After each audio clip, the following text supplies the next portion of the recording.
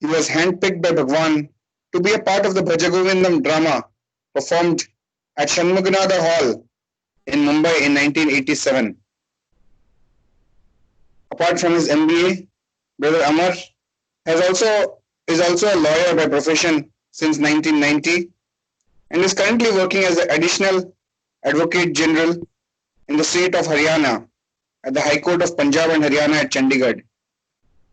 Besides teaching law in various universities for several years, Brother Amar is presently conducting over 1500 active cases in the Honorable High Court of Punjab and Haryana at Chandigarh and also in Honorable Supreme Court of India, almost in all fields of law.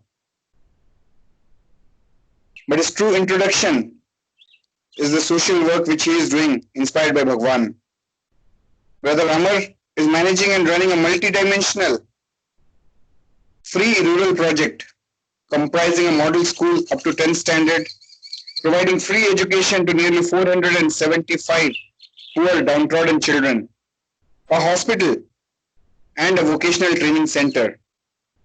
The project is called the Sri Satya Sai Gramin Jagriti in the village Darwa of Yamunanagar district of Haryana, and it provides quality education, vocational training and health facilities to villagers totally free of cost for more than 28 years. He was awarded the National Youth Award for social work in villages by Prime Minister of India in January 1987 and also accompanied the President of India in the then USSR in 1988 under the Study of Rural Development Program. So, as we have all heard from his introduction itself, he has been involved in the seva of nation building for over 28 years. So we can't have a better person to give us this message of Bhagwan of dedicating ourselves in the process of nation building. So we are all blessed to have Brother Amar Vivek with us. I request Brother Amar Vivek to kindly enlighten us on this topic. Madam.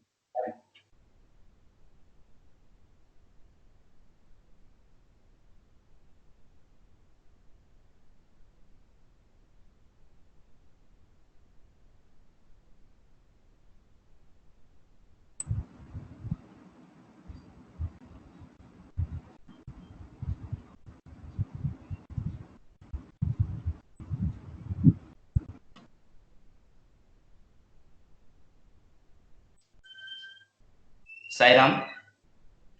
Sairam, sir. Am I audible? Yes, sir. Okay. My most prayerful salutations at the lotus feet of beloved Divine Master Bhagwan Sri Satya Sai Baba, Bhagwan Baba, revered elders, and very respected teachers and participants. मैं इस बात का प्रयत्न करूँगा कि मैं बीच बीच में हिंदी और अंग्रेजी में बोल सकूं, क्योंकि भगवान says the only language is language of heart. So we will invoke Bhagwan's blessings for our today's conversation. Bhagwan has always been harping on nation building and nation service. Considering that, I am reminded of a couplet written by famous poet Daya Prasad Shukla, जिसको ना निज गौरव तथा निज देश का अभिमान है, वह नर नहीं, नर पशु निरा और मृतक समान है, जो भरा नहीं भावों से बहती जिसमें रसधार नहीं, वो हृदय नहीं कोई पत्थर है जिसमें स्वदेश का प्यार नहीं. Just now we heard Bhagwan's divine discourse in which Bhagwan gave a beautiful definition of word Hindu. humanity, individuality, nationality, and divinity, and all this leads to unity. This is one education which Bhagwan gave us, and as contemporaries of this Sai avatar, we are indeed fortunate that we have been at his lotus feet. Darshanam Papanashanam, Saparshanam Mohanashanam, Sambhashanam Jivan Mukti. Each and every avatar has been giving us one or the other Mahavakya of these. Sri Satya Sai avatar has given us the gift of Sri Satya Sai education, which probably no avatar has given. A question arises in our mind as to why Sri Satya Sai education, or why an organization like Sri Satya Sai organization, which Bhagwan has given us in his own name, or Bhagwan has given us the grace and blessings to work in his own name. It is very unfortunate that education, or the modern education as we understand, is not leading to transformation or learning. I remember in our school days, we used to hear a story. Once an educated man went to a village and he saw the farmer sleeping on the cot, while his ox, he was tied to a stick and he was going round and round around the oil well, and the oil was being extracted. Amused by this, he asked the farmer, he said, "Are you not conscious of the fact that this ox might stop?" So the farmer replied, "Sir, he has tinklets in his legs. With the sound of those tinklets, I know that this ox is moving continuously." And the man asked another question to this farmer: what if the ox stops at one place and keeps shaking his legs just to confuse you, and the sound of the tinklets will be coming to you, but the ox would be stopped at one place only? Will you not suffer loss? He said, "Sir, this ox has not obtained a degree of graduation like you. He is a rustic villager like me."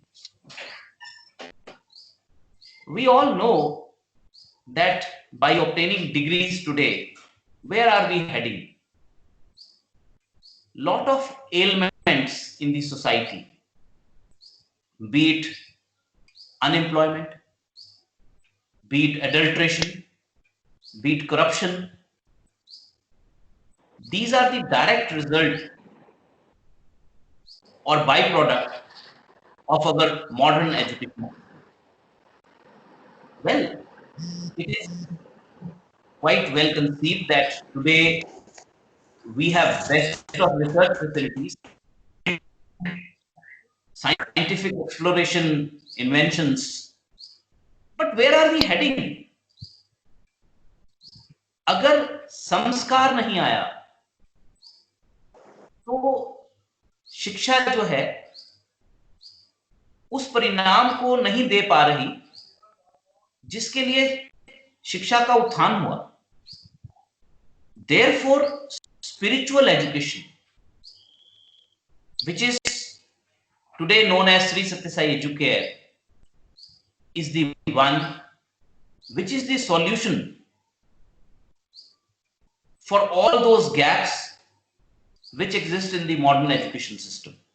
That is why Bhagwan founded Sri Satya Sai Bal Vikas and Sri Satya Sai colleges by first establishing Women College in 1968, and thereafter so many colleges were inaugurated by Bhagwan. The Vrindavan College was inaugurated in 1969. At the lotus feet of Sri Satya Sai, one thing which we were all able to learn is the concept of spiritual education. How it was different. I will just give you a small illustrations. There is a PPT on color blind. If my good friends can open that PPT, all we have to do, we have to close our eyes for 20-30 seconds, say Sai Ram, and then look at what we see, what color we see, and if you can reply in the chat box, it will be very wonderful. We will see different replies coming, because this is what is known as color blind. Can my brother play that PPT of color blind? So as they play, this is what I say that we have learned at the lotus feet of Bhagwan, the difference between modern education and Sri Satya Sai education. Bhagwan says, yes. Now this is the PPT. Can you reply? What do you see? What color do you see? So after closing your eyes, if you reply to this, you will see different. And can you please reply in the chat box quickly what we see? So next 30 seconds, please send your replies. This is one experiment which we did in one of our classroom studies.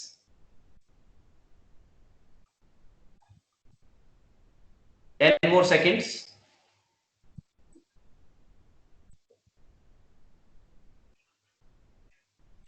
So thank you very much, Sai Ram. Now the modern education has taught us that we see a black dot, we see a black spot. But here I am seeing one answer who is able to see the white background. You see, why are we not able to see this white? We are able to see the black, we are able to see the black spot. The reason why we are not able to see the white, majority of us, is that when in our first class or maybe in pre-nursery class, there is a alphabet book and we study G for gentleman. Gentleman means a person suited booted, a person who is worthy of reverence, irrespective of the fact whether in his social field, whatever he might be doing, he might be indulging. A poor farmer, a poor teacher, or for that matter, an ordinary villager is not a gentleman, but they are equally citizens of this country. So this divide, this unfortunate classification is what is being missed by the education system. Our education system, unfortunately, is not catering to the complete society. So the essence and core of Sri Satya Sai education is that Sri Satya Sai education is able to contribute to the society as a whole. And for this purpose, I will be sharing with you a few more illustrations. It so happened that at Puttaparthi, we have a beautiful system of induction. There is a written test, then there is a group discussion followed by interview. I had no clue at one point of time. I was pursuing law in Chandigarh, I had no clue that I would be joining Sri Sathya Sai University one of the days. But suddenly I came across the opening of the MBA program in the year 1986. So I left my law field. We can stop sharing this PPT. So I left my law field and I had barely few days at my disposal. I prepared for the entrance examination. I did not have any preparation at all in that sense. And after my 10th class, I was not a student of mathematics at all. Perhaps this is the subject I was dreaded of always. I used to have fear of mathematics. In the entrance examination, I got to write an essay on Swami Vivekananda's message on unity of faiths. Incidentally, about 3 weeks earlier to this entrance examination, in one of the Sri Sathya Sai meets, I had delivered this talk on Swami Vivekananda's message on unity of religions. So that essay I was able to write very well. Finally, the group discussion came and interview came. My interview lasted about 45 minutes. One of the questions that was asked to me in the interview was, how many marks you have secured in your maths paper? Because we had different papers in the MBA entrance. So I was candid enough to say that, sir, I would have scored 5 marks. 5 out of 100?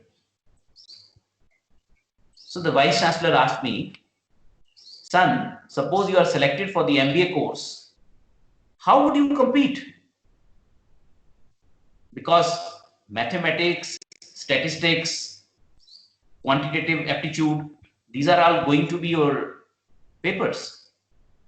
I said, sir, I have left mathematics ever since my 10th class. Thereafter, I did my inter-graduation law. So for last 6, 7, 8 years, I am not in touch with mathematics anymore. But I am sure that I will work hard and I will pick up mathematics. Thereafter, the meeting interview continued and they asked me a few questions that which is your best subject? And I said labor laws because I was studying labor laws a lot. Various questions were asked to me, and with the help of judgments, etc., I was able to answer those questions. When suddenly one question was asked that, there are so many labor laws, Payment of Wages Act, Payment of Bonus Act, ESI Act, Industrial Disputes Act. Now Parliament is bringing a legislation to consolidate and make out a very comprehensive law. Are you aware of that?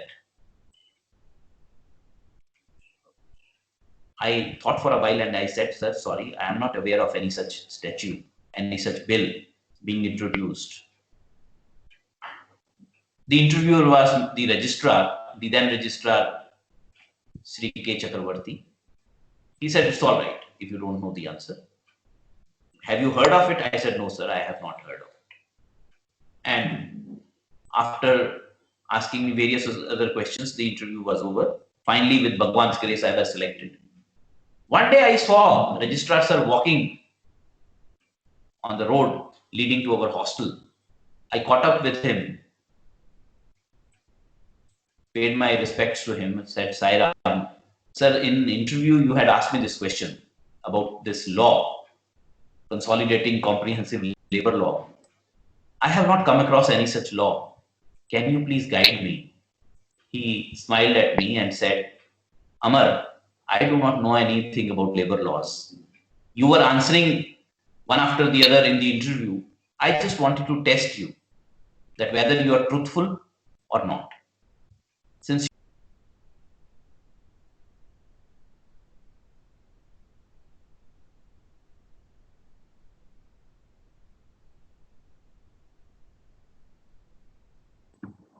Sairam sir, I think you have been muted. Kindly unmute yourself. from where do I start? Yeah, it's okay now. Yeah. Yeah. So I was selected in the institute only because the institute catered for truth. Satyam vad dharmam cha.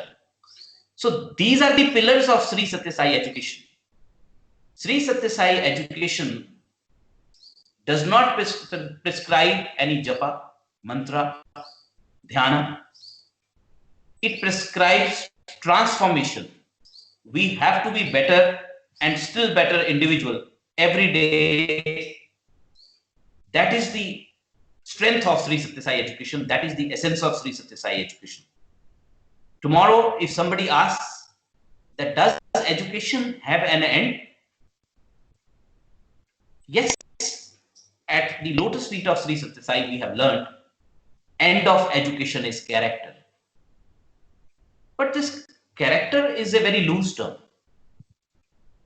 Let us understand how Bhagwan has been bringing about a steady change, a subtle change in our lives. As I told you, Bhagwan gave a very beautiful illustration that there are two characters. One is individual character and other is a national character. All of us are supposed to possess both these characters. Bhagwan supported by saying that thousands and thousands of persons participated in the freedom struggle. But how is this that we know only a few names, that the names of the persons who participated in the freedom struggle, we call them freedom fighters. Why do not we remember the names of those thousands of persons? Because maybe they had the national character, but they did not have the individual character. Similarly, we know thousands and thousands of saints, sages, seers. Many of them may have been doing penance in Himalayas for more than 100 years. But we don't know them. Because they may be having individual character, but they are not having national character. So Bhagwan told us that it is essential that we have both individual character and national character. Then only our life is justified. In fact, we all know that he told us that we have to repay the debt of four mothers. Janani, who brought us into this world. Then the teacher, the second mother, who initiated us by giving us learning, by giving us samskar. Third,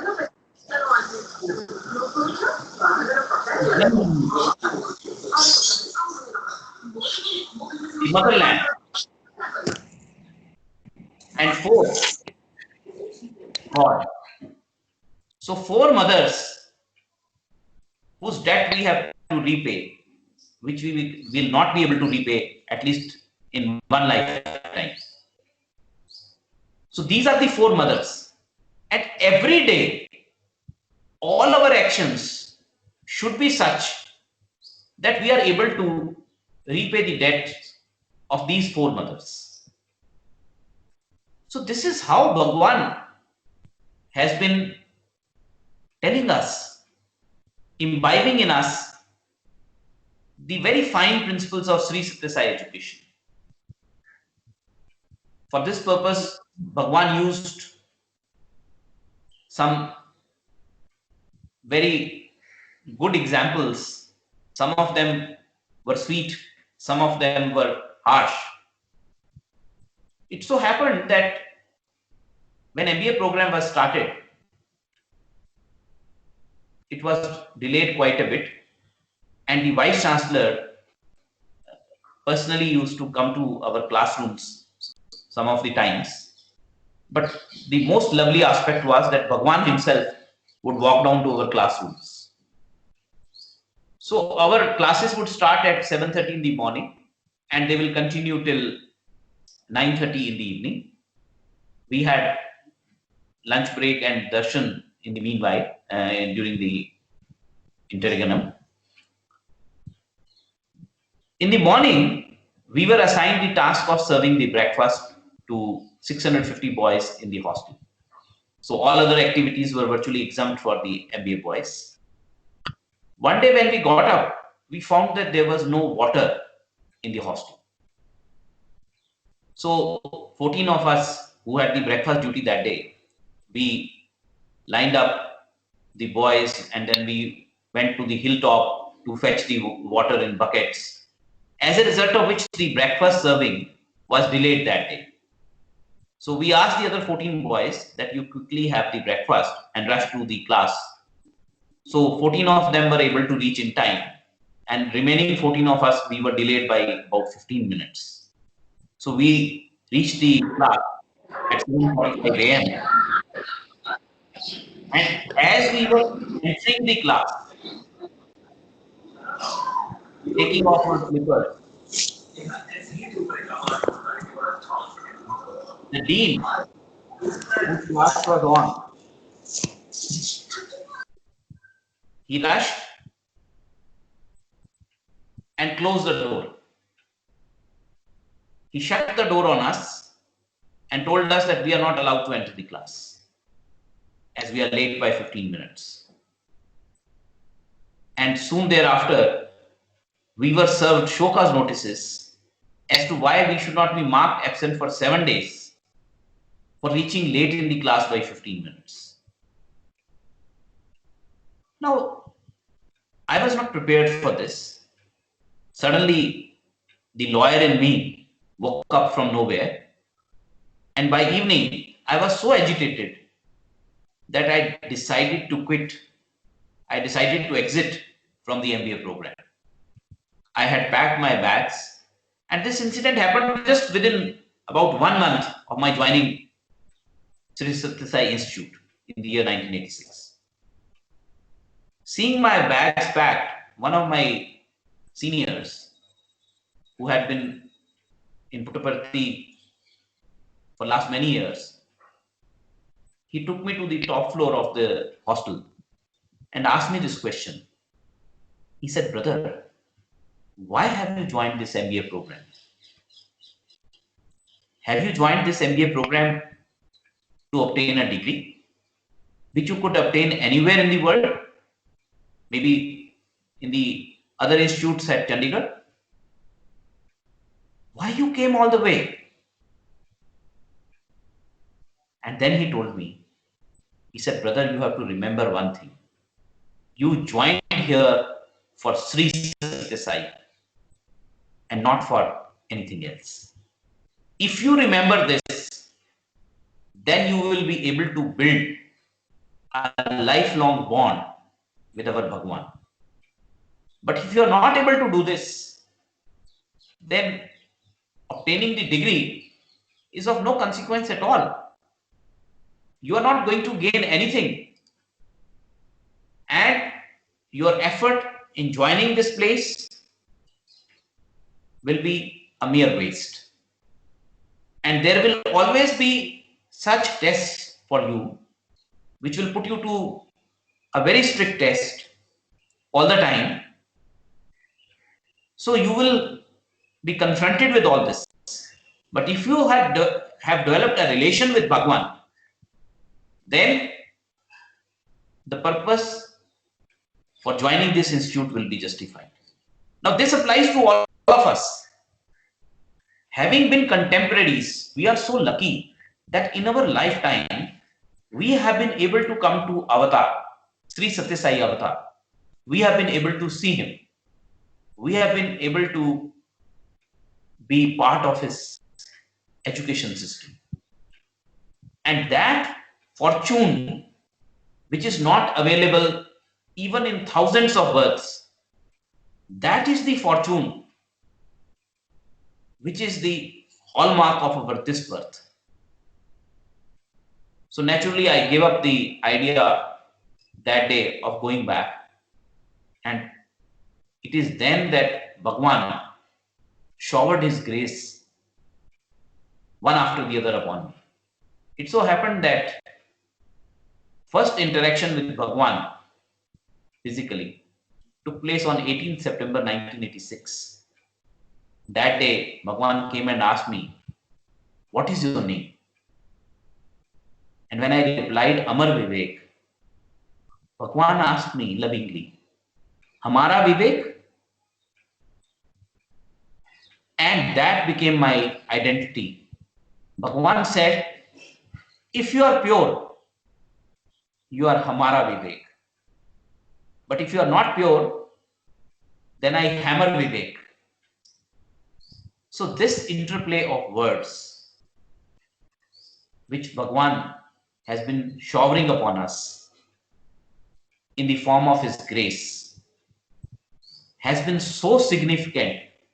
I cannot forget, at least in this birth, that if I remain pure, then only I will be Hamara Vivek, Sai's Vivek. Because all other distinctions and qualifications which we have acquired, they are meaningless to us. Now, it so happened that 26th December happened to be my birthday, and Bhagwan had called us for interview. My parents had also come there. So Bhagwan took my hands in his hands and told my parents, "January में special blessing देता है. He's a good boy." And that evening, when I returned to the hostel, the warden called me and asked me to open a telegram, because those were the days when warden sir used to open the telegrams himself. So when I opened the telegram, it read that I have been selected for being awarded National Youth Award by the Prime Minister on January 12th, 1987. Just about 1.5 hours back in the interview room, Bhagwan had already announced this. So when my parents came for meeting me later in the hostel, I told them about this and they were very happy. Next morning, I sat in darshan line, showed the telegram to Bhagwan. And you know what Bhagwan replied? "If you want to go, you can go. I am very happy." So hearing those words, I said, "I am not going until Bhagwan says, I want you to go." My parents stayed back for 2-3 days and they kept on impressing upon me that it is Bhagwan's gift to you. Why are you not deciding to go to Delhi to receive this award? But I said that I am not going there. So like this, it continued for many days. And finally, it was 7th of January. And I was sitting in the darshans in the evening. Bhagwan walked up to me and asked me, "क्या गया नहीं तुम? उधर दिल्ली नहीं गया?" Then I replied, "Bhagwan, आपने बोला नहीं." No, I told you, if you want to go, you go." I said, "Nahi, Bhagwan. If you want me to go, then only I will go." And then Bhagwan lifted his robe, offered me Par Namaskar, and said, "I want you to go. Abhi jao." I came back to the hostel, packed my bag. In the night, I boarded the train to enable me to reach Delhi without any reservation. I had newspapers. I sat on those newspapers in January, chilling cold. It was about 40 hours journey to reach Delhi. The TT asked me that if I could pay him something, he will give me a confirmed seat. But I refused to give him any money. I sat on those newspapers in my white clothes, reached Delhi, and I did not have even woolens till my cousin received me at the railway station and brought shoes and woolen clothes for me. Now, after this award ceremony was over, I had to reach Puttaparthi on or before 15th because Bhagwan had said, reach before 15th. So somehow I managed to reach by boarding a flight and somehow landed in Puttaparthi. So in the evening, I was able to show to Bhagwan the cash prize of 5,000 rupees, a gold medal, and a scroll which I had received as national award. Bhagwan was very happy and blessed me. There were pictures with Prime Minister and President of India, which I was able to show to Bhagwan. And eventually Bhagwan published them in Sanatan Sarathi in February 1987. Now this incident, I am telling you for a very special purpose. And the purpose is going to unfold now. In the month of May 1987, we were at Vrindavan in Whitefield, undergoing our summer project, when I received a letter from my mother that my sister was to get admission in medical college and they required this 5,000 rupees to be used for her admission. I immediately wrote back to her that please go ahead and use this money for my sister's admission. In the evening, Bhagwan called me and asked me, वो 5,000 रुपए का क्या किया जो तुमको award में मिला? So I replied, Bhagwan, abhi kuch nahi kiya because till that time nothing had happened. Only in the afternoon I had written a letter. Bhagwan said, write a letter to your mother. Bhagwan desires money to be used for sister's admission. I said, yes, Swami. And then Swami looked at my eyes and asked me, तुम क्या सोचा? उस पैसे का क्या करना? I said, Bhagwan, I wanted this money to be used for poor patients in the hospital. Then Bhagwan lovingly looked into my eyes and said, पहला कीचड़ में हो तो दूसरा इंसान भी कीचड़ में हो तो क्या उसको निकाल सकते हैं? पहला को सॉलिड ग्राउंड पे होना तो दूसरे को निकाल सकते हैं. There is a necessity in your house. How can you fulfill others' necessities? Tell your mother that Bhagwan has given permission for use of this money for sister's admission. And I forgot about this incident. Everything was over. After a few days, we were sitting around Bhagwan. And this is where the second principle of Bhagwan's Sri Satya Sai education, the first principle I have shared with you, that we require transformation, we require satisfaction. Had I not told Bhagwan that Bhagwan, you want me to go, then only I will go. So this is how Bhagwan gives us tests by and by. So Bhagwan was talking that day on sealing on desires, that we have to curtail our desires. We should not buy unnecessary stuff which we don't require, because whole day we keep collecting things unnecessarily. And suddenly he looked at me and said, see, Vivek got 5,000 rupees from Prime Minister. He could have used this money for buying clothes, but he donated it in a hospital. Suddenly from nowhere, a lawyer inside me once again woke up. And I started thinking that Bhagwan not only knows in his omnipresence, but also physically, that this money has been used for my sister's admission. How come Bhagwan has said in front of everyone that this money has been donated in a hospital? I was very much confused. I once again wrote a letter to my mother asking that about a month back or so, I had written you a letter. What happened thereafter? So those days we used to only get letters. Phone calls was not a practical solution at all. So I received a letter about 15 days later from my mother, which was an eye-opener for me. So my mother said, yes, we had received your earlier 2 letters informing us that money to be used for sister's admission, and Bhagwan asking you to use money. So your father went to that college, counted the money, gave it to the cashier. Cashier was counting the money when president of the managing committee walked in and told the cashier, "Do you know who is this gentleman?" He said, "No, sir." He said his son has recently been awarded by the Prime Minister and he has been given 5,000 rupees and a gold medal. We read it in the newspapers. Can I not offer him a discount of 5,000 rupees? So the cashier said, "Yes, sir, you are the president." He said, "Okay, take my order, return back 5,000 rupees to him." So my father brought the money in the evening, showed it to my mother.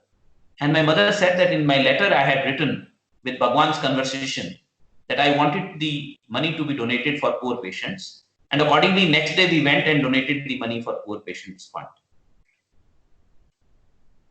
This was the eye opener for me. Bhagwan looking and smiling at you, Bhagwan casually talking to you. Anything which Bhagwan does is with a purpose. Anything which he wants to know from you, we may be just asking casually that Bhagwan has done it to please me, but Bhagwan is doing for a purpose. All through Bhagwan was working, but at the same time, he was showing his omnipresence. He made sure that the money went where it ought to have gone. But through this lesson of sealing on desires, he was telling that surrender your desires to me and I will take them over. This is how Sri Sathya Sai education gave me the third principle of sealing on desires. You see, we are all talking today that how Sri Sathya Sai education will help us to develop the nation. I am talking to very, very revered teachers. I am myself a student. I am no teacher. But I am able to share with you those experiences of Bhagwan, which Bhagwan has given us to build ourselves. If I build myself, I will be able to build one brick of the wall, and then the entire street, and then the entire nation will be built. As a teacher, we are given this responsibility of building a student's career, building a student's destiny. If the teacher is inspired, if the teacher is motivated on the principles of Sri Sathya Sai education, imagine the coming generation will change. The generation will bring about that change modeled on the principles of Sri Sathya Sai education, which is the essence, which is the beauty of the very fine principles given in Sri Sathya Sai education. So that was the, we call it miracle of Bhagwan, we call it a lesson given by Bhagwan in a very subtle form and manner. We sometimes ask, what is punishment? It so happened that there was a conference of vice chancellors in Puttaparthi. All the vice chancellors had converged there, and they were asking some questions to Bhagwan. So Bhagwan was talking to them in a very loving tone, and he said that the system in our universities is not versatile. We are not able to punish the students for the indiscipline. Self-discipline is very important to be inculcated, because in Sri Sathya Sai education, the medium of instruction is discipline. And first, second, and third languages are love, service, and sadhana. And then he says that in the universities outside, there are strikes, there are strifes, but students are not punished. And suddenly Bhagwan gave the example that we know the killers of Indira Gandhi. They have killed Indira Gandhi in full public view, but they are not being punished because those days the trial was going on. Suddenly, one of the vice chancellors looked at Bhagwan and said, Bhagwan, imposing penalty is not that easy. Bhagwan said, see, our system is faulty. Mind commits the act and we punish the body. Here in Sri Satya Sai education, I know how to punish the boys. Ask my boys how I punish them. And then one of the vice chancellors looked at us and Bhagwan asked us to narrate. So when Bhagwan used to be unhappy, he would come to us, look at everybody except us, talk to everyone except us. He will maintain eye contact with everyone except us.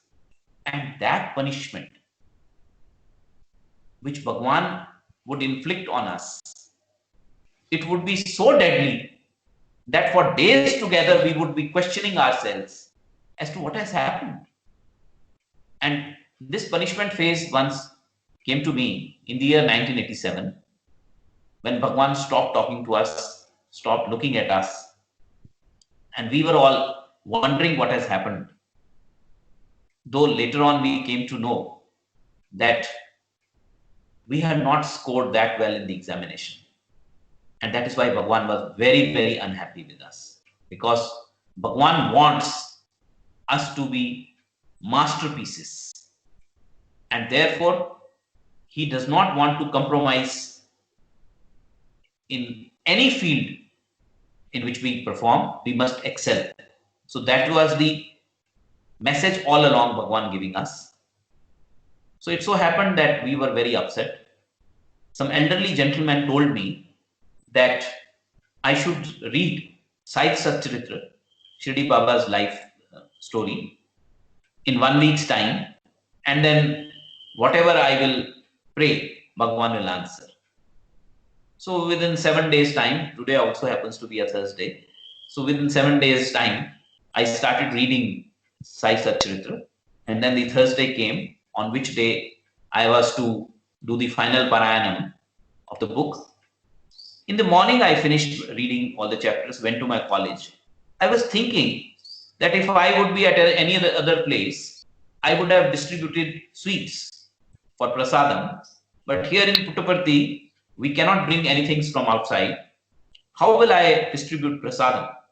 So suddenly a thought occurred in my mind that on Thursdays in the hostel canteen, paisam would be served after meals.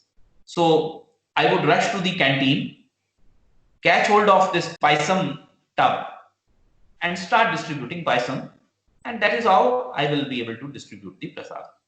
So that was my plan.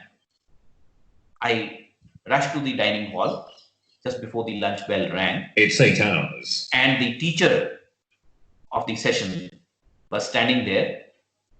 And as I entered, he asked me, Amar, are you free for some time?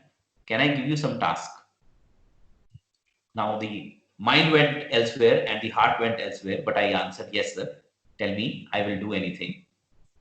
He took me inside, showed me good number of boxes of sweets, and said, Bhagwan has sent sweets just now to the hostel, and he wanted a senior boy to distribute.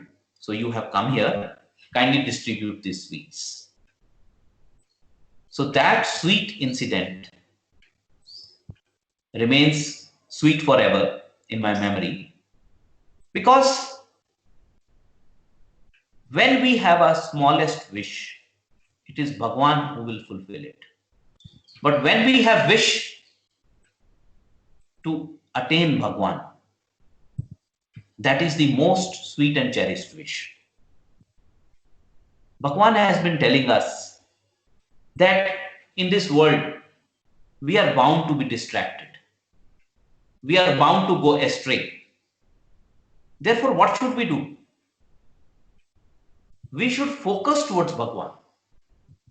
We should turn all our wishes roll them into one, and ask those wishes by way of asking Bhagwan, because when Bhagwan comes to us, that will be the most satisfying wish.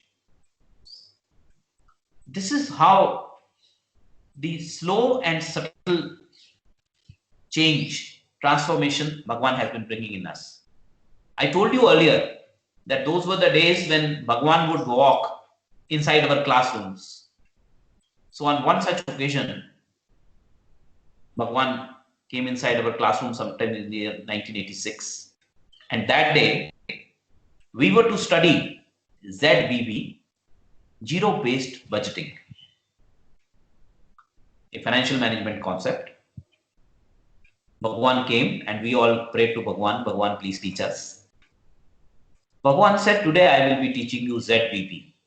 We were very happy. And then Bhagwan smilingly asked, what is ZBB? Zero-based budgeting. What is zero-based budgeting? And then Bhagwan explained in his own very sweet manner that I have 10 rupees in my pocket. I get up in the morning. I say I owe 100 rupees, 10 rupees here, 20 rupees here and all that. So I get confused where to spend the 10 rupees which are there in my pocket because I have so many liabilities. So zero-based budgeting is that I just say, how do I best spend 10 rupees? I don't think of liabilities of 100 rupees. Putting best use to 10 rupees and using it as an asset is zero-based budgeting. Now, Bhagwan said, today I will be teaching you zero-based bhakti. What is zero-based bhakti? Today morning, when I get up, I remember the past events. So-and-so hurt me. So-and-so spoke harsh to me. So-and-so did not speak to me nicely. He insulted me. I did this, I did that, and all that. As a result of which, my entire day is once again spent in just previous day's memories. I keep thinking of the past. I don't think of today. Bhagwan said, if every morning when you get up, you say, I am born today, afresh. Whatever has happened yesterday, I don't know. That was my previous birth. Today I am zero. I want to start from a zero today. Bhagwan, make me walk on your path. Offer this silent prayer every morning when you get up. So your activities will be fully saturated with Bhagwan's thoughts, and whatever you will do unmindful of the fact that whatever has happened, you forget it. Forget the harm that somebody has done to you, and forget the good that you have done to somebody, and walk afresh today. Become zero, and that is zero-based bhakti. Now, none of the books are going to teach us this.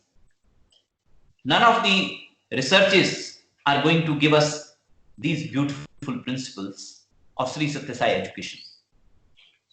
How Sri Satya Sai has been bringing about this change in thousands and thousands of us. Because I would say, he who has come under the umbrella of Sri Satya Sai is the student of Sri Satya Sai. So we are all studying Sri Satya Sai education only for this purpose. That we are here to transform ourselves on the path shown to us by none other than the avatar of all times, Sri Satya Sai. Now, we know that these incidents which have happened in our lives from time to time have given us what? Have given us the confidence, have given us the hope, have given us the repentance that I need to be a better, still better, and a better individual every day, every moment. So this is how Bhagwan says that you will be near and dear to God. That is the essence of everything. I remember that once I had finished my education at Bhagwan's feet in the year 1988, and I was to go back. Bhagwan took my hands in his hands and asked me, "What will you do to me? आपको इधर free education मिला, भगवान का प्यार मिला, अनुकंपा मिली. What will you give me in return?" I said, "Bhagwan, anything what you say." And then Bhagwan asked me, "Do you promise?" I said, "Yes." Bhagwan said, "Do not bring bad name to me. This is what I want from you in return. Do not bring bad name to me. Do good, be good, see good. This is the way to God. If you want to come back to Puttaparthi, you will have to do this." Have we ever seen any master, any teacher, any chancellor asking this in return for whatever he has done to us, for whatever beautiful education which he has given to us? What is he asking? He is asking, do not bring bad name. When you wear this mark of vibhuti on your forehead, you carry a burden all the time. So when you are a student of Sai, we know that as a student of Sai, we have to be pure. Our actions have to be pure. That is how Bhagwan is ensuring all the time. Each and every moment, each and every second of our lives is dedicated to Sai, so that we are able to emerge pure all the time. That is the Guru Dakshina. So Bhagwan said, what you are today is my gift to you. What you will be tomorrow is your gift to me. So all our accomplishments which have come to us today are the gift of God. So-called accomplishments, if we say so. But what are we going to give in return to Bhagwan? So if our actions are pure, if we are modeled on the lives, if our lives are modeled on the principles of Sri Satya Sai education, that is the gift which we are going to give back to Bhagwan. That is why Bhagwan announced in so many of his wonderful discourses. He said, I say my life is my message. But the time will come, and which has come now, when your life will be my message. Through our lives, people will know Bhagwan. Where is Sri Satya Sai today? Amongst all of us. So if Sri Satya Sai is amongst all of us, then Bhagwan not being in our physical proximity does not matter. What matters is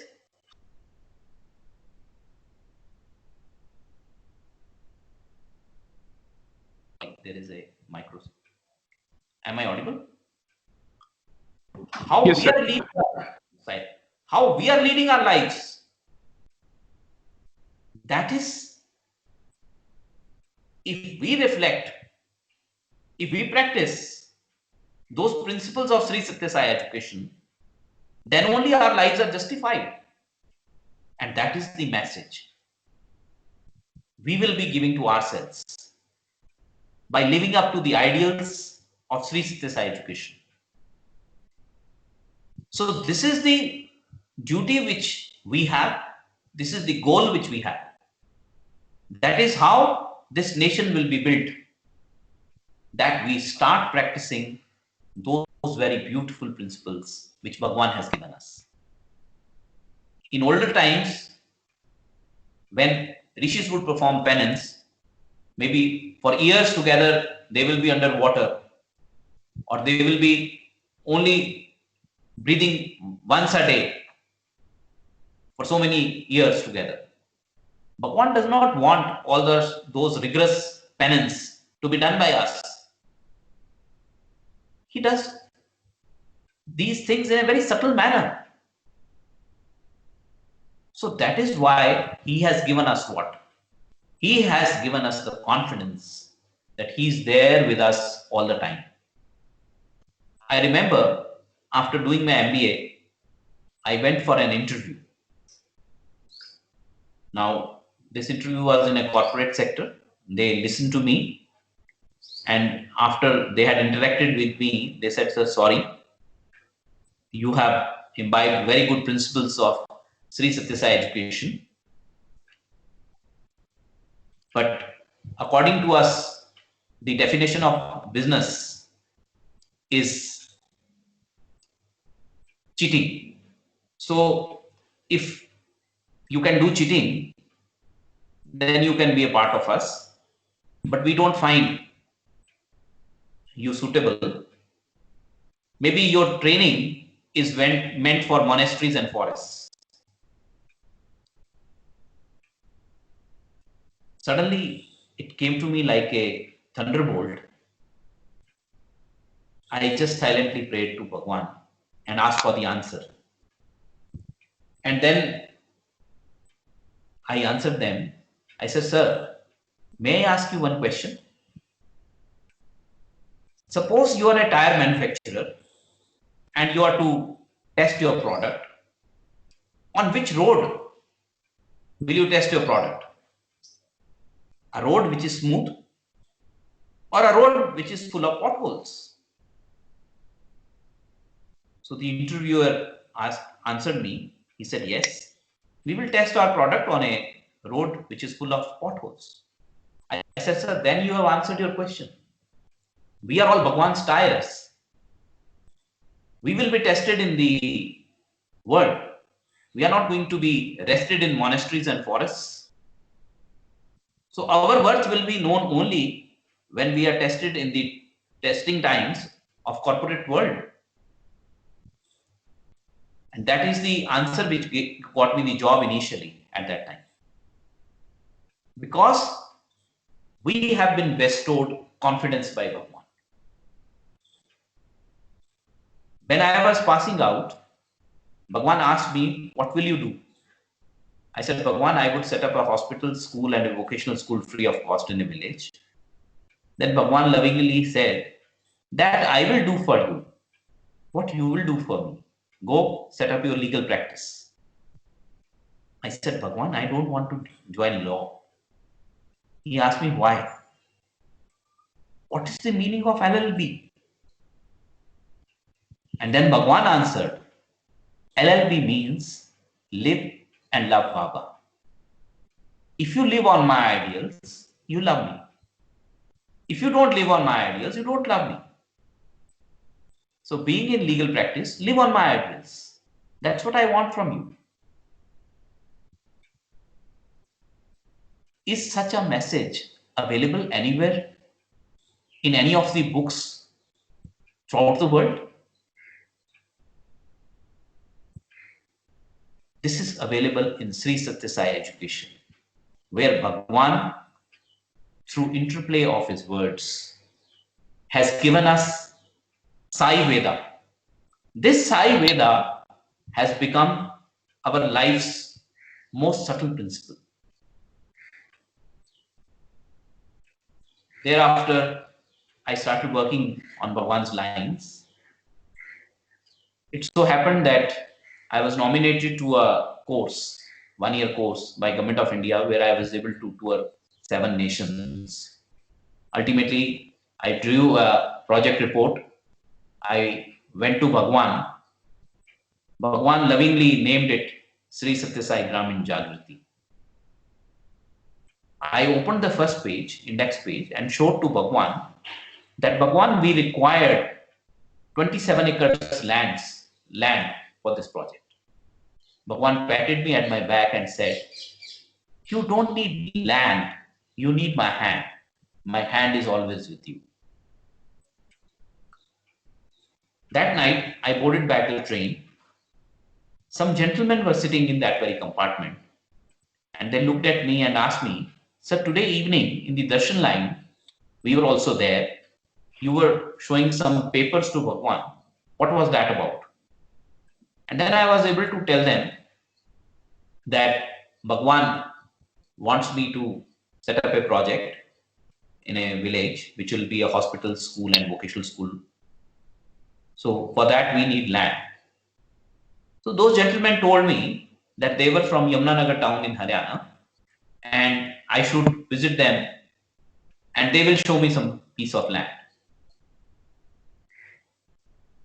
I was barely 23 or 24 in age at that time. I told them, "Sir, Yamunanagar is quite far from Chandigarh." They smiled at me. They said, "Just now you said Bhagwan's hand is going to do everything." I said, "Yes, sir, you are right. Bhagwan's hand alone will do everything." So next day, when I reached Chandigarh, I visited them,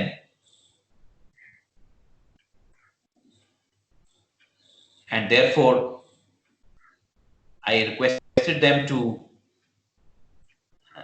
take me wherever they wanted to take me, and they took me to a village. We went to the headman of the village, and we narrated to him that we will be setting up a hospital, school, and vocational school free of cost. This gentleman tells us that we have 27 acres land, exactly the number which was given on our index. And he says,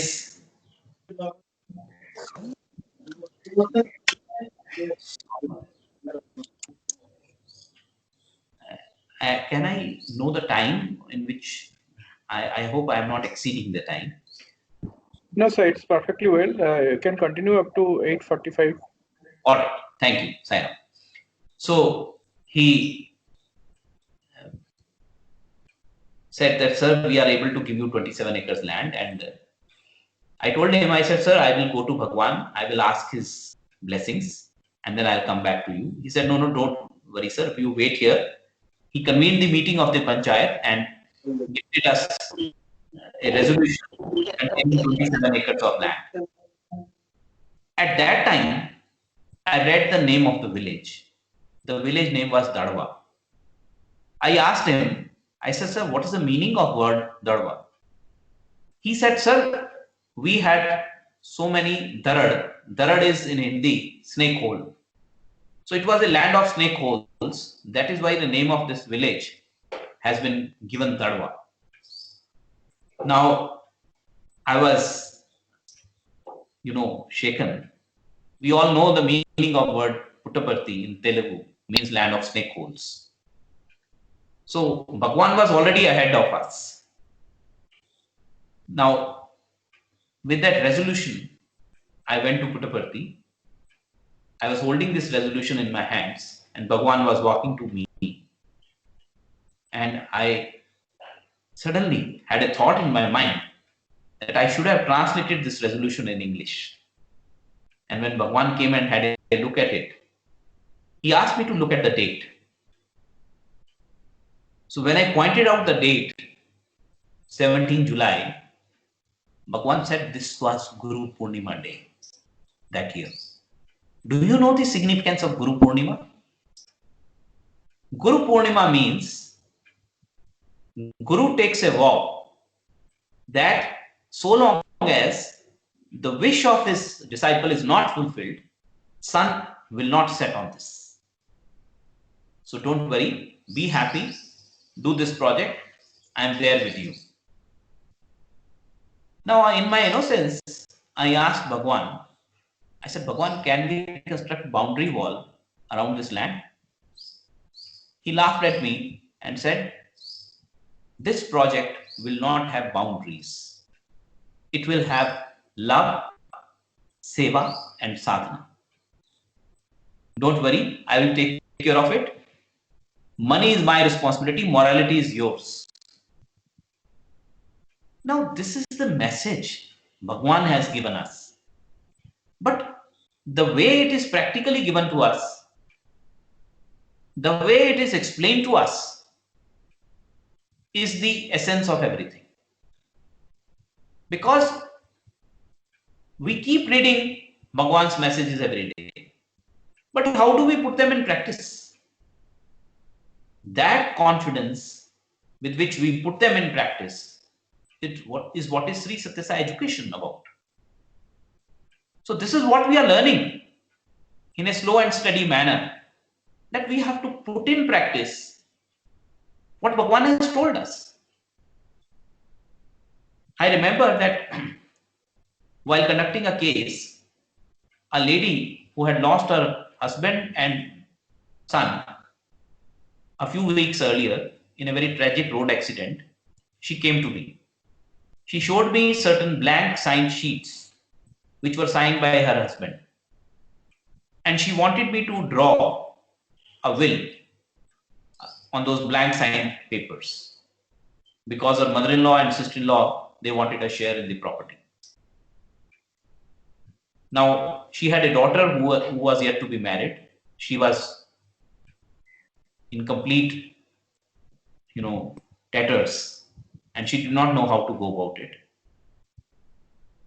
I looked at those papers, retained them for the whole night, kept praying to Bhagwan. Next morning, I called her and very gently told her, I said, ma'am, sorry, I cannot use these papers. This will amount to cheating and forgery. You please go and seek somebody else's help. I will not be able to do this. But this lady insisted that, no, sir, I will follow what you say. I will have you only as my counsel. I said, then in that event, I will produce these blank sheets as such before the court to convince the court that my client is my client is truthful. So, as the trial progressed, the other side produced a forged will. In the meantime, the mother-in-law was dead, and they purportedly produced a will of the mother-in-law who had the same property. Now, I was to cross-examine the advocate who had drawn that will. I prayed to Bhagwan. I wanted to cross-examine this gentleman when suddenly this gentleman started speaking the truth. He said, sir, the will which we have prepared is a forged document because mother-in-law was already dead when her thumb impression was taken. Now, suddenly I saw as if Goddess Saraswati was sitting on the tongue of the gentleman. Because if you adhere to truth, the truth is going to save you. That is why Bhagwan has been telling us, Satyam Vada Dharmam Chara. So, this is where we will be sustained. The pillars of Sri Satya Sai education, they are the pillars of our life as well. We have to believe this. We have to practice this. This is where the teachers have to play the role. You see, we all know the story of Thomas Alva Edison. He did not have formal education. Unfortunately, this is the story that he was slapped by a teacher because of which he had hearing impairment. Though it is not confirmed, it seems that his teacher wrote a slip and handed it over to him and asked him that you go and share it only with your mother. Now, when he went to his mother read that slip, kept it safe and said, while she had tears in her eyes, she said, son, your teacher has written that he is a very bright child and we cannot have books matching his intellect. Therefore, you teach him at home. Now, this mother started teaching the child. And do we know that at the age of 16, he won his first patent? So, this inspiration will come to children from where? This inspiration has to come to the children from their teachers. Now, we are therefore building the nation through our efforts. Years later, maybe at the age of 80, when Edison's mother had already died long back, he was searching his old papers. He discovered the slip. In that slip, it was written that your son is most dull in the class. He cannot learn anything. He cannot be anything in life. So we are expelling him from the school. Now imagine if the mother would have told him the way it is written in the slip, what impact it would have been on that child. So inspiration which we give through our actions, the motivation which we instill through our words, and the example which we become by ourselves becoming what we want the child to become is the hallmark of a teacher. That is why Bhagwan says that teacher is God. We cannot repay the debt of the teacher, because if teacher is taking care of the child, he is taking care of the entire community. He is taking care of the entire nation. That is the responsibility which is conferred upon us. That is the duty, and that is our sadhana as well. So it is this loving sadhana which Bhagwan has given us, full of his love. If all of us were to remember the mistakes which we are committing on everyday basis, and then we go to the master, can we imagine the punishment which will be given to us? Probably the punishment will be even more severe than the death penalty. As a master, he knows everything. Once he told us that I am not only a watchman, I am a catchman also. I will catch you where you will go wrong. Because the divine master is like that. And if he is the catchman, then he makes sure that when we surrender at him, he will come to us like a support. Education with bhava is what is the essence of Sai education. I remember once we were all sitting around Bhagwan in Kodaikanal. Food was laid down on the plates. We were waiting for Bhagwan. We offered Brahmarpanam and we wanted Bhagwan to partake food. And suddenly that day Bhagwan tells us, no, I am not hungry. You all take. We said, no, Bhagwan, unless you take food, how can we start? Bhagwan said, today you have not offered food to me. We said, no, Bhagwan, we offered food to you. He said, how? He said, Bhagwan, just now we offered Brahmarpanam. Bhagwan started smiling. He said, merely uttering words Brahmarpanam, Brahmarvi does not mean anything. Many tape recorders do it. Offer with bhava. Where is that feeling? If food is laid on your plate, just close your eyes while reciting Brahmarpanam. Imagine that you are feeding me those dishes which are in front of you, and I am feeding you. If you do not bring that loving bhava, how will you be able to relate it to me? Then he recited the illustration of Surdasa.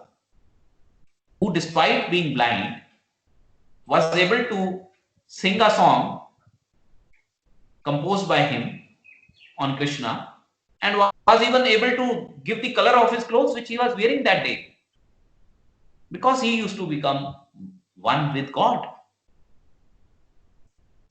And we all know that while teaching the subtle principles, teacher becomes one with God.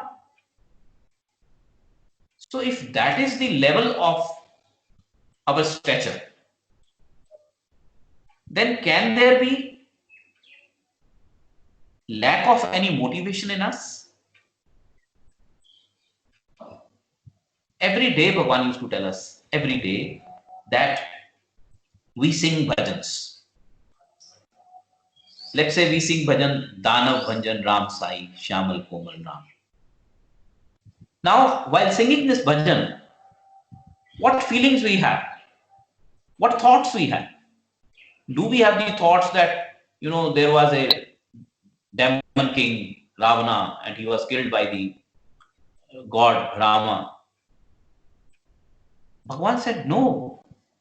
While singing this bhajan, just imagine that I, your Lord, am killing the demons of anger, hatred, jealousy in you. We all know that these demons of ego every day keep raising their hood in our mind. How do we kill those demons? So we invoke Bhagwan while singing bhajans, while praying, that Bhagwan, you should slaughter all these demons in our mind. With this bhava, because he wants us to have that bhava all the time in us. Because that bhava alone will.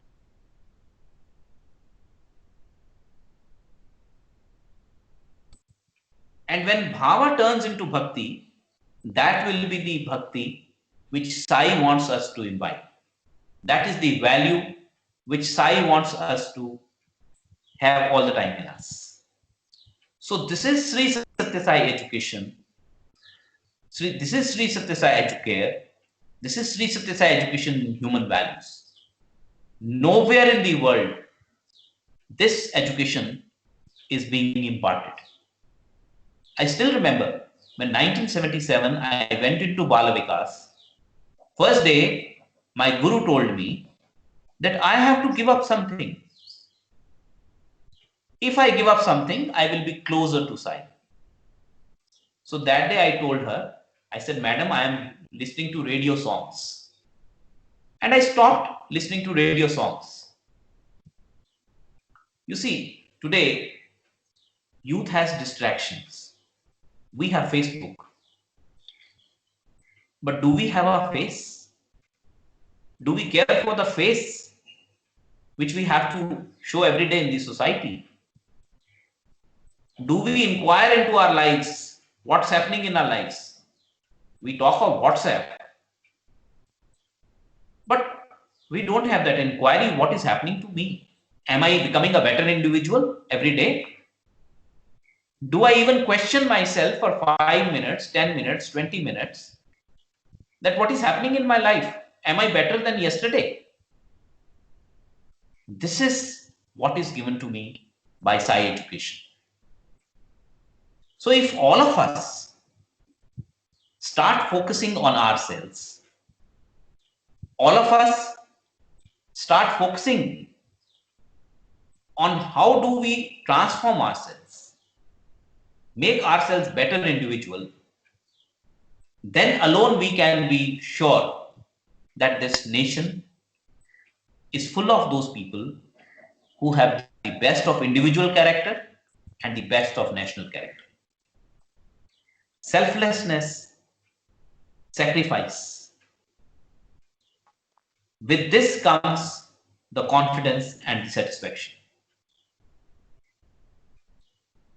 We may be having many of good speakers who would tell us how do we attain self-realization. But I would say the first step in that direction is to imbibe the principles which are so well enunciated, so well embodied in Sri Satya Sai education. We can go on multiplying Bhagwan's illustrations because Bhagwan is the sustainer. He will take care of us. I remember that in any harsh situation, wherever we are struck, Bhagwan comes for our rescue. I can narrate to you such loving instances how Bhagwan has been sustaining us. It so happened that in our school, which we run in the village, once the principal of that school comes to us and requests us that we need shoes, because in North India, winter is very harsh. So she was advised by our director that next morning in the morning assembly, she should take the footprints of every child on a piece of paper with their name and class so that we could have an idea of the size, the measurement of the shoes. So we had to arrange some 400 pairs of the shoes at that time. So this was in the morning. At around noon time, two boys come on a scooter with a box and tell madam, we have brought shoes. And this lady says, because our director is a doctor, she says, has Dr. Saab sent you? So those boys said yes. So the children are lined up. They are given a pair of shoes each. And this principal and her teachers, they are surprised that none of the student is coming back with the complaint that the size is inappropriate or the color is inappropriate. And these shoes are distributed. Suddenly, these two boys, they ask that, madam, we are left with more pairs. What do we do? Where do we go? So the principal says that, sir, about 200 meters from here is the village. Kindly go to the village, you will be able to find some more children there. Now, these people, in their innocence, they say, ma'am, we are strangers to this place. Hope we would not be lost. We are not aware of the route. Now, the principal says, I could not discern, I could not figure out from the reply being given by these boys that who they were, how did they land in our school. And once the recess was announced, this lady goes to Dr. Saab and thanks him that thank you very much for sending the shoes. He said, ma'am, you have to give me measurement, then only I will order. And she says, shoes have already arrived. They have been distributed among children. Bhagwan told us one principle. Money is my responsibility. Morality is yours. So if you are adhering to Swami's principles, Swami is going to take care of you.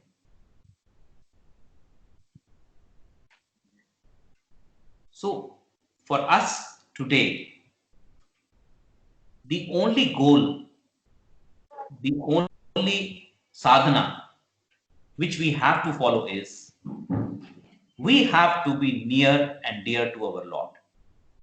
If we are near and dear to our Lord, He is going to sustain us. And in Sri Satya Sai education, all of us are His students. With Sri Satya Sai avatar, this is the beauty.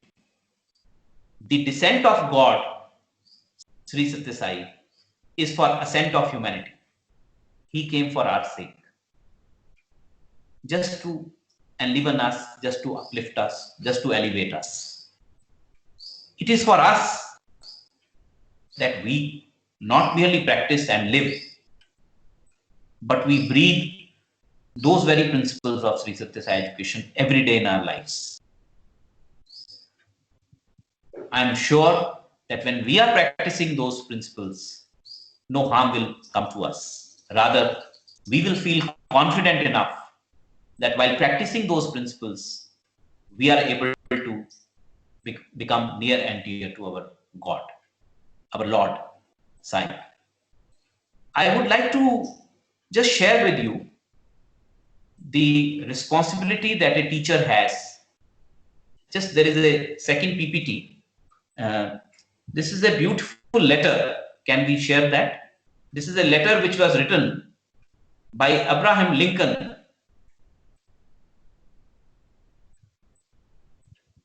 to his teacher, to the son of his teacher, and I'm reading it out. He says, "My son starts school today. It's all going to be strange and new to him for a while, and I wish you would treat him gently. It's an adventure that might take him across continents. All adventures that probably include wars, tragedy, and sorrow. To live this life with this life will require faith, love, and courage. So, dear teacher, will you please take him by his hand and teach him things he will have to know, teaching him but gently if you can.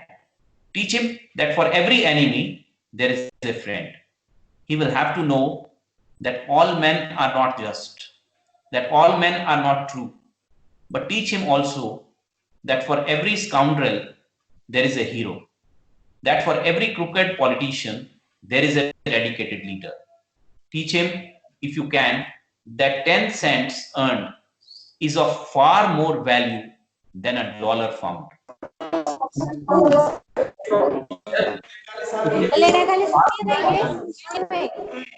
To fail than to cheat. Teach him to learn how to gracefully lose and enjoy winning when he does win. Teach him to be gentle with people, tough with tough people. Steer away from envy if you can, and teach him the secret of quiet laughter. Teach him how to laugh when he's sad. Teach him there is no shame in tears. Failure and aspire in success. Teach him to walk at sin. Teach him, if you can, the wonders of books, but give time to ponder the extreme mystery of birds in the sky, bees in the sun, and flower on a greeny hill. Teach him to have faith in his own ideas, even if one tell him they are wrong. Try to give my son the strength not to follow the crowd when everyone else is doing it. Teach him to listen to everyone, but teach him also to filter all that he hears on a screen of truth and take only the good that comes through. Teach him to tell his talents and brains to the highest bidder, but never to put a price tag on his heart and soul. Let him have the courage to be impatient. Let him have the patience to be brave. Teach him to have suitable faith in himself, because then he will always have suitable faith in the mankind, in God. This message which Abraham Lincoln had sent to his teacher, his son's teacher, is so vivid, is so alive, and it's so valid even today. So what I want to share with all of you is that today we have Sai himself as our teacher. He has given us beautiful principles for us to practice. I'm sure if we are to follow them, we will be near and dear to our Sai. And that is my prayer today, that we all pray, we all invoke Swami's blessings, that we become near and dear to Swami. We can stop this PPT. So this is my prayer for all of us. And with these prayers, I offer my most reverential prayers to our Lord Sai for giving me an opportunity to be amidst you all. Thank you very much. Sai Ram. Sai Ram, sir. The mere word of thanks may not be able to express our sense of gratitude for the wonderful session filled with love and grace of Bhagavan. The experiences shared by you has been able to take us through the silky route of Sri Satya Sai Leelam. The divine and nectarine words of wisdom has been able to kindle the fire of transformation in the hearts of many of us. We pray Bhagwan that these words of wisdom, carrying Bhagwan's message towards nation building, may help us to tread the path of spirituality with much more conviction and gratitude towards Bhagwan. There may be few questions, sir, raised by our participants. I will request Brother Smruti to take up these questions with you, please. Sairam. Sairam.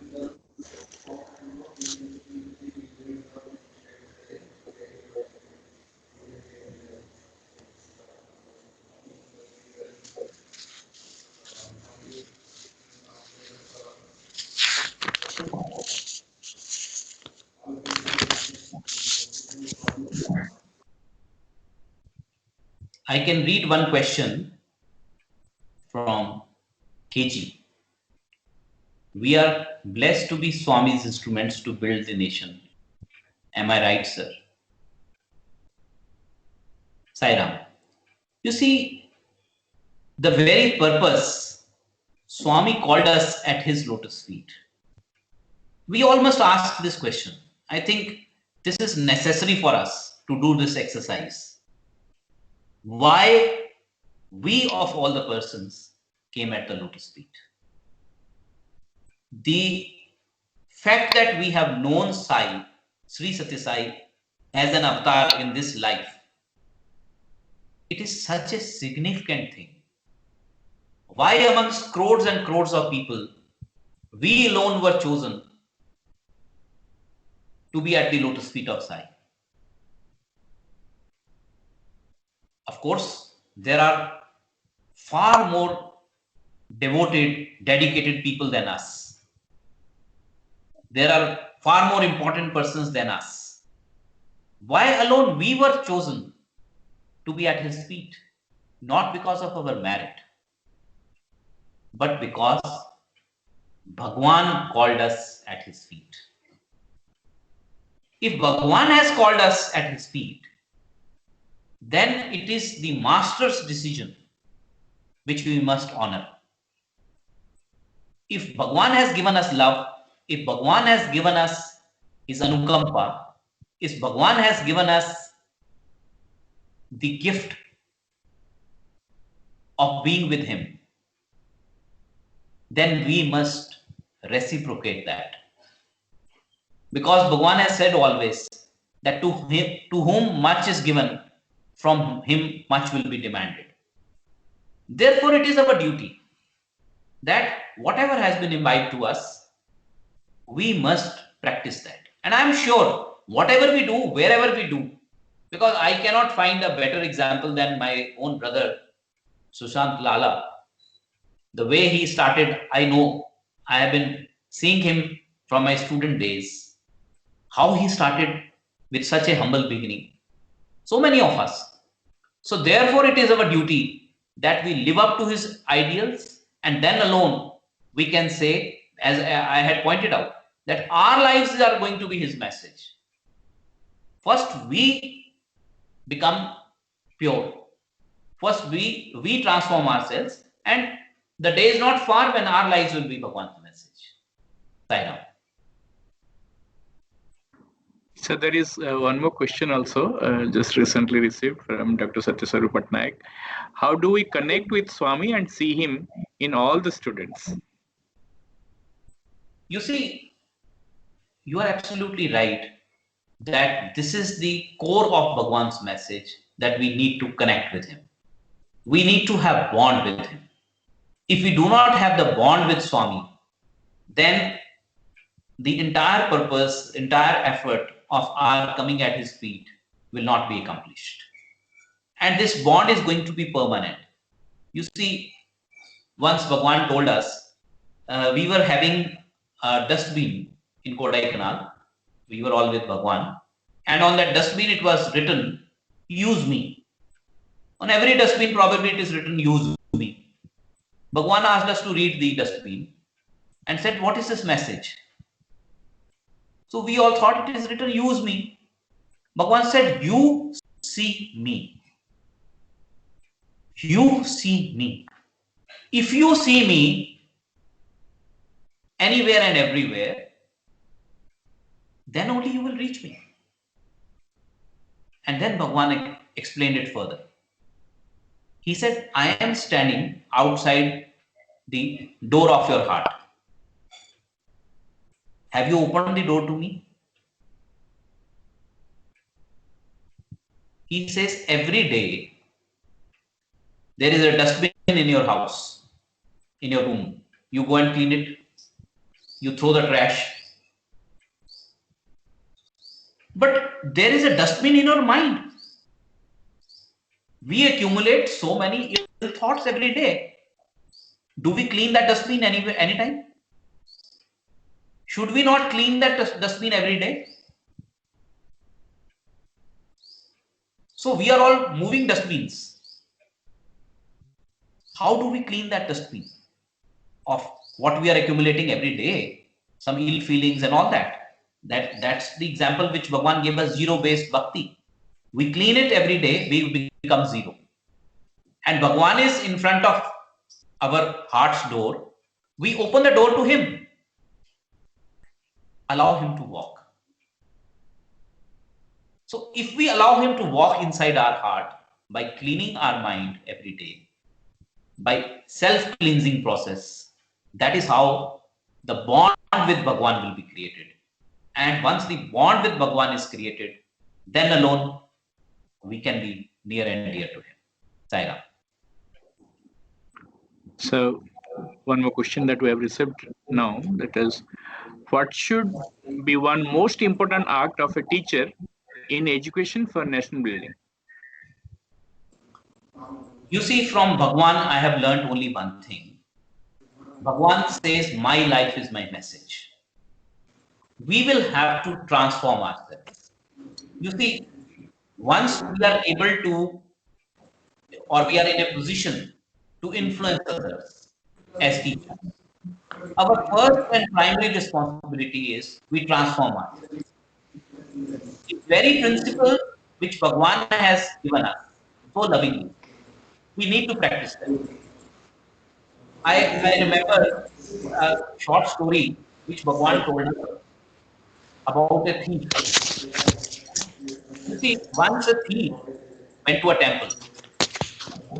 His mother had told him, whenever you enter the temple, you must, put cotton in your ears. Don't listen to the words which are coming from in the temple. But accidentally that day, the cotton fell out, and the priest who was giving the sermon, he was saying, imbibe one thing in your life, be truthful. He immediately picked up the cotton and put it back in his ear. But that day he decided that I will be truthful in my life. So that night he thought that let me commit the theft at King's Palace. So he went to the King's Palace. Now there was a gentleman moving about there. He asked him, why have you come here? He said, sir, I have come here to commit a theft. So that gentleman guided him to King's treasury and told him how to open the lock. So the gentleman asked the thief, why have you come here? He said, this king has very costly diamonds with him. I'm going to steal those. So this gentleman guided him that you go inside, open the chest. He opened the chest. He found a box in which there were 3 very precious diamonds. Now this man had already thought that he will not lie. So he thought that I should pick up only 2 diamonds, so that one I can share with the man outside and the other one I will keep. How will we distribute 3? So he left one inside the chest, brought out 2, told this man that, see, there were 3, I brought out 2. One is for you, one is for me. And the gentleman asked him, what is your address? And the thief gave him his address. And thereafter, he left. Next morning, there was a breaking news that there has been a theft in the king's treasury. So king sent his minister to find out and assess the loss. The minister opened the chest and he found that this thief was very foolish. There were 3 diamonds. Why did he take away only 2? So he put the third one in his pocket and he went and reported to the king that, sir, your diamonds are lost. So king knew the address because it was the king who was incognito moving in the palace and he had come across the thief, and thief did not know that it was the king who had come incognito. So king sent his soldiers and brought the thief from that address which thief had given. The thief was asked, what did he steal? So thief, honestly, because he wanted to be truthful, he took out those 2 diamonds and showed it to the king. And he said, sir, I had taken out 2 diamonds. One is with that man whom I met yesterday night and other is with me. So the king started smiling. He asked his soldiers that let's search this minister. So the moment the minister was searched, the 3rd diamond came out from him. What I want to tell you that Bhagwan through this short parable told us that you have to practice. You have to practice those principles to be an example. So if we practice this, then obviously this is the first pillar of Sri Sathya Sai education. So this is how we should go about it. Practice ourselves first, live up to them, and then we are able to reach them.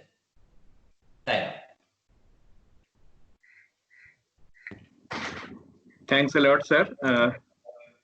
I think we should end up with the question and answer session over here. Thanks a lot for sparing your valuable time to educate us and sharing the divine love of Bhagwan with us. And on behalf of Sathya Sai Organization Odisha, we express our heartfelt gratitude for your valuable time and wisdom. Sai Ram. Om Sai Ram. Now we'll wait for Bhagwan's bhajan in his golden voice. Sai Ram.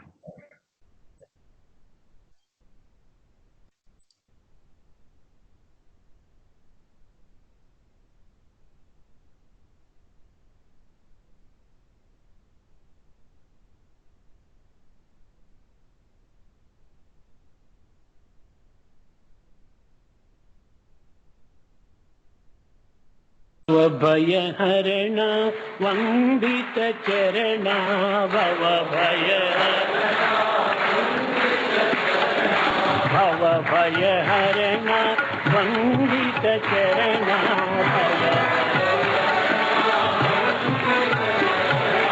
जय राघव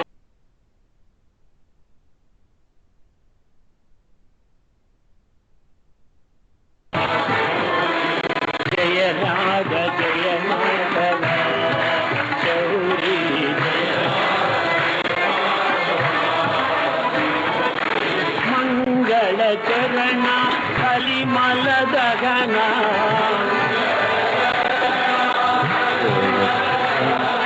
मंगल चरणा कलिमल दगना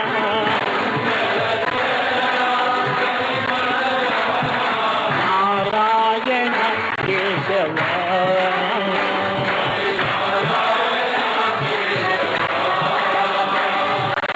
नारायण केशव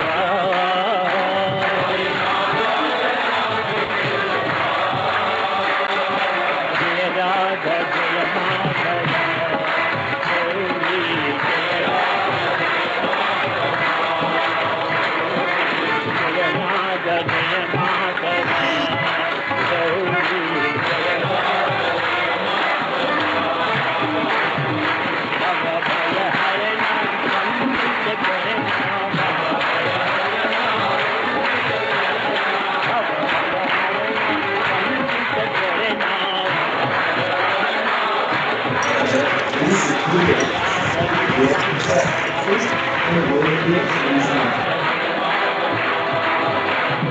मंगल चरणा कलिमल दगना मंगल चरणा कलिमल दगना नारायण केशव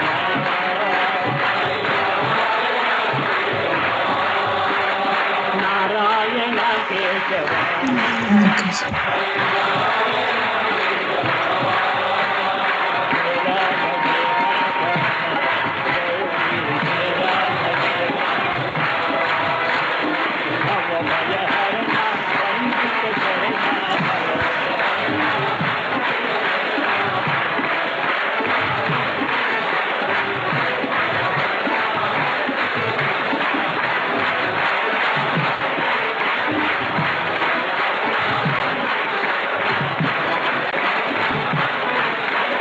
जय राग जय माधव शौरी जय राग जय माधव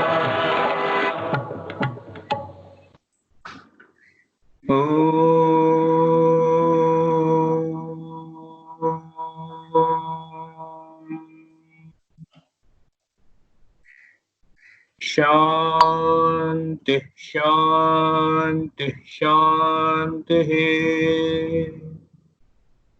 जय बोलो भगवान श्री सत्य साई बाबा जी की जय जय।